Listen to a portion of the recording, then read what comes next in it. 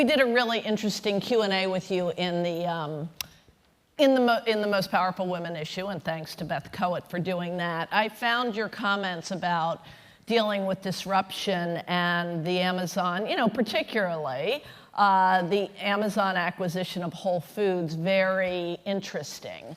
So what is your main message to your troops as Amazon buys Whole Foods and as a lot more consolidation in the retail space is going to be coming?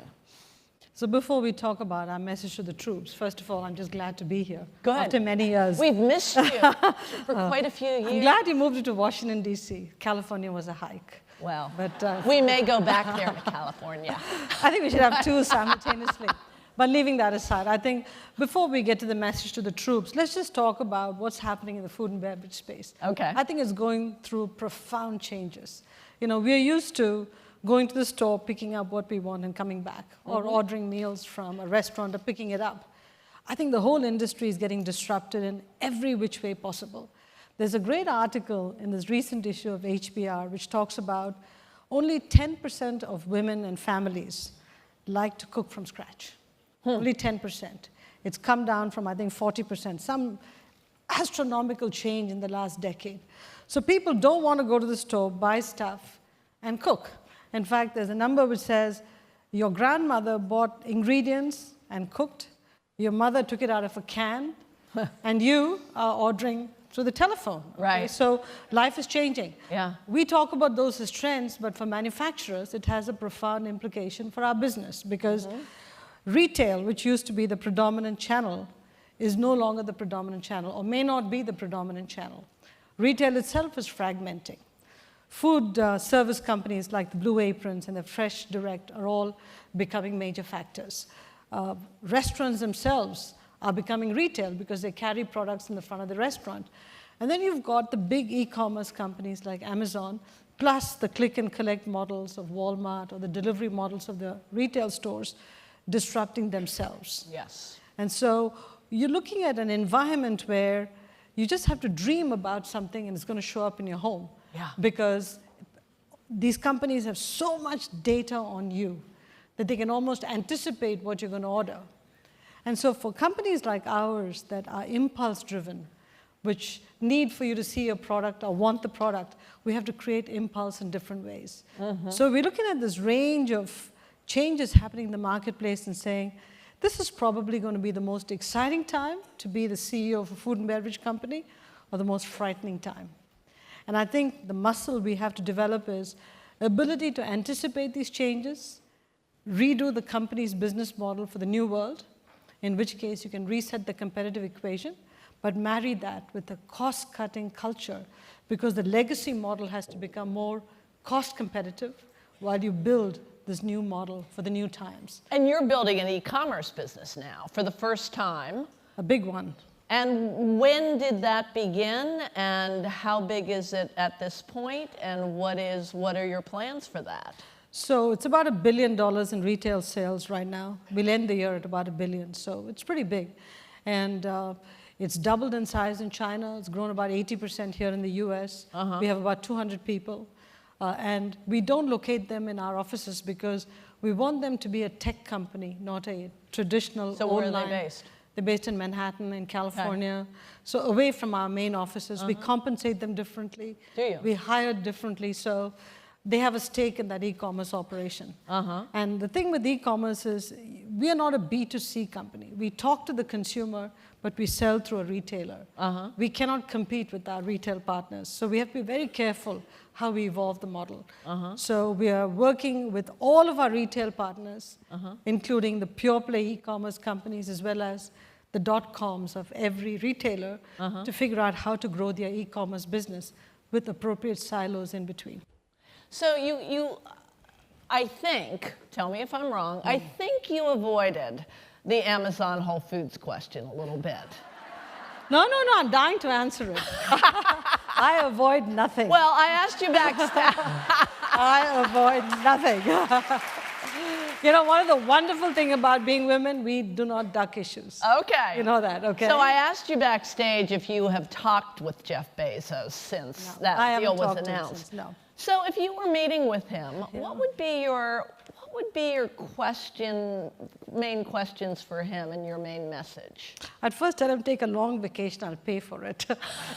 Give us some time to get used to all the changes you're putting into the industry, because he's a disruptor. Every aspect of every vertical, he's disrupting. And I'm not the only person that feels this way. I think every retailer would like to chip in for the Jeff Bezos fund. But he's a visionary, true visionary. Tell you what Amazon has done so brilliantly. It's that Amazon Web Services that they built, that data module, that is the most powerful engine, because they have so much data on each consumer that they can now sell you a whole range of stuff that they can source from different people. They don't even have to carry it. All that they are is a platform to sell it to you. That's one. The only challenge they had was the last mile, which they're now solving through Whole Foods. Yes. Because everything could not come out of Amazon distribution centers, it can come through Whole Foods. The third thing they're going to learn from Whole Foods is this whole natural organic. That is a trend that consumers are increasingly embracing. Whole Foods embraced that long time ago through brick and mortar. But sourcing for natural, organic, GMO-free is very difficult. Amazon is going to learn that through Whole Foods. Whole Foods has a brand 365, I think, which is successful. Amazon can now learn how to do private label. So in a way, you put all the manufacturers on notice to say, if you don't service me well, we will do private label. Right. So we have to how be... how do you become a, how do you get an advantage in that situation? So it's critically important that our big brands are represented on Amazon, because at the end of the day, when a consumer goes on the website and wants sports nutrition or sports fuel, you don't think of, how do I look for a sports fuel? You say, how do I find a Gatorade? Because that is the brand of record in the sports hydration space. So big brands like a Gatorade or a Doritos or a Dew have to be front and center in Amazon, and we have to make sure the navigation tools highlight these products constantly. Second, we have to innovate, because if we don't innovate to create excitement online, the brands will start losing relevance in the search order. So our strategy is not about shelf space, physical shelf space, but it's about how to get the right clicks so that our products move up in the whole search process. Right. So brands, big brands, innovation. And sounds like this would, it sounds like you're going to be in a situation where you're almost forced to speed up your innovation cycle over the next few years. I think that actually started about 7-8 years ago, because small companies started to emerge and take away a lot of the growth of big companies. So the only way big companies could be successful and keep the growth going was to create small company mentality inside our companies and constantly innovate to compete against these small companies. Has not been easy, but that's been the challenge we've all had to. I'm going to open it up to the audience in a minute. So Indra has been CEO for 11 years. And you've kind of seen it all and done it all. I went back, Indra, and looked at a story that we did in early 2008, which was not too long. It was like a year and a half or so after Good story or not so good story? It was that story that Betsy Morris did back in 2008, and it was about, you had announced performance with purpose. And I mean, Indra really was ahead of her time in this age when CEOs are stepping up on social issues a lot more. And there was a quote in that story. You had told Condi Rice, I think at Davos, that January, it's critically important that we use corporations as a productive player in addressing big issues facing the world. So you were talking about that back then. So something happened yesterday. So Pepsi is the supplier or partner, I'm not sure what term you use, for the Dallas Cowboys. And Jerry Jones sort of sparked up the social media yesterday by saying that either players stand for the national anthem or they're benched. Do you take a stand on that? Look, when we partner with sports teams, we want to do just one thing. We want to fight about which team is going to win on the field. All other issues, we have many stakeholders. Everybody has a point of view. And we try not to get into that debate. So, do you have a personal viewpoint on this? No. How do you decide, as a CEO, as a public company CEO, what you take a public stand on and what you don't? You see, Patty, in the past, we could say a company has a moral code, and we always take a stand consistent with the moral code of the company. That used to be the past. Today, it's moral code as interpreted by which faction of the population. So a moral code that sounded like it was a good moral code 5 or 7 years ago has gotten increasingly polarized. So we have to be careful that any stand we take does not alienate one consumer base or the other. So the best thing is have a company code of conduct which is published, run the company in adherence to that code of conduct, and try not to get into any political debate because it doesn't help. Because we're a consumer brand. Yeah. We want to serve all the consumers. You represent everyone. Who has a question?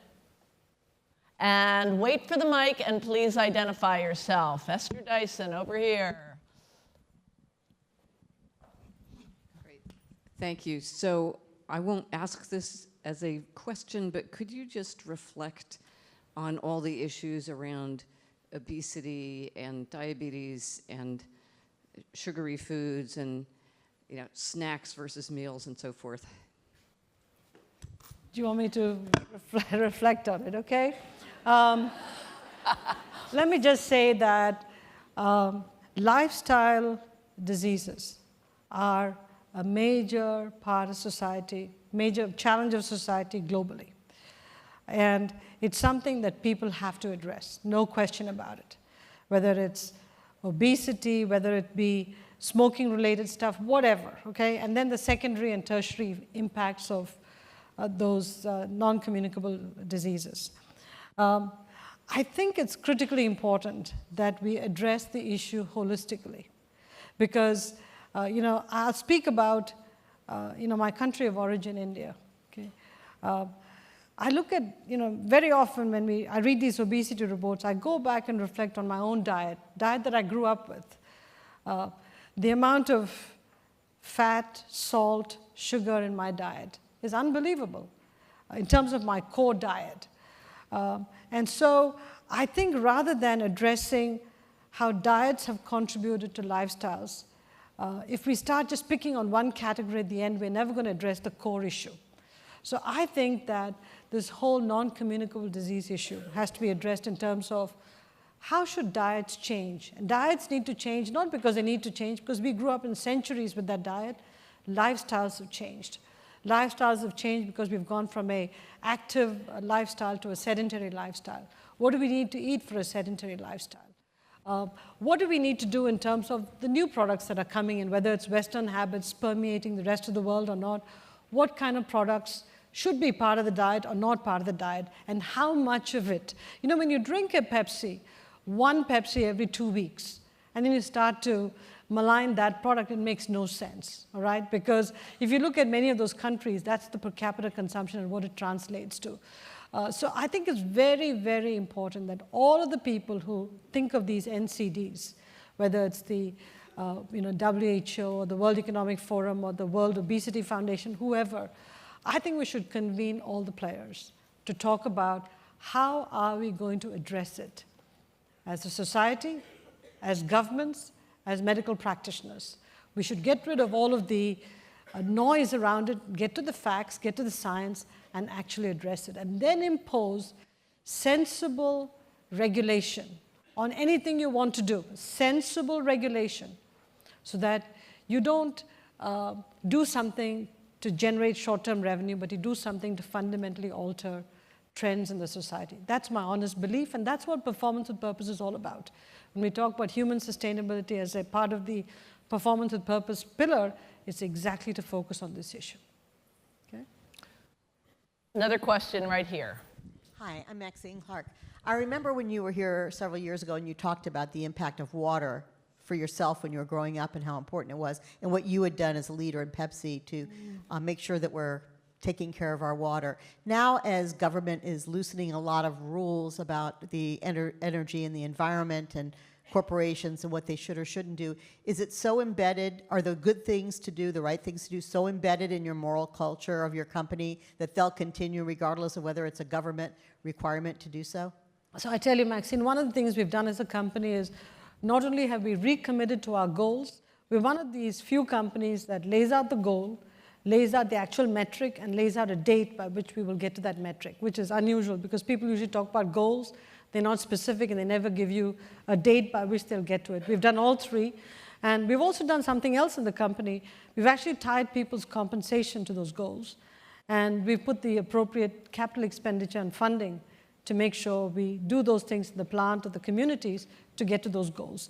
When it comes to the carbon footprint, water usage, whether it's recycling, for all of those, we have not backed off those goals. Because at the end of the day, if we don't have those goals and fulfill them, we will not get a license to operate in many societies in which we do around the world.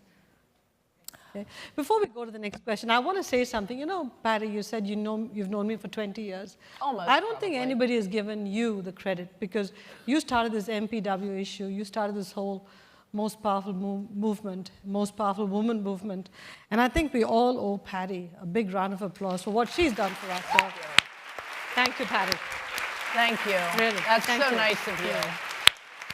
Oh my gosh. I mean, I think of 19 years ago when we started this Most Powerful Women list, and I kind of was selected and decided to, kind of stay on board and have stayed with Fortune this whole time. But I mean, what it has given me in return is at least as much as we have given this community. So thank you, Indra.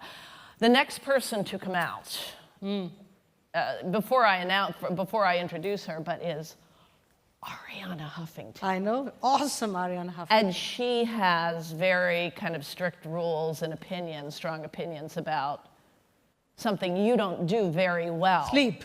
Sleep. She talks to me all the So time. Indra sleeps with her phone on next to her bed. Yep, absolutely. And gets texts throughout the night. Absolutely. Now, is this why you're CEO still, like you're the survivor after 11 years? Is that your real secret? I don't know if that's my only secret, but I have to tell you, look, I have 2 daughters, and they have moved away from home. And I have this clock in my head which says, unless I've gotten a text from my kids that they're both in the house and the door locked, I cannot sleep, first point. Point number 2, when my operations around the world open, if they want to reach me, I want to make sure that I'm awake.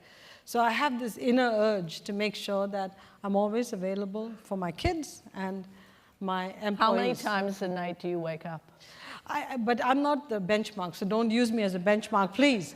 Because they say sleep is a gift God gives you. He gave me lots of gifts. Sleep is not a gift he gave me. So I wake up every hour. Every hour. Yeah. Every hour. One of the keys, many keys to your success. Thank you, Patty. Thank you so much, Thank you. Indra.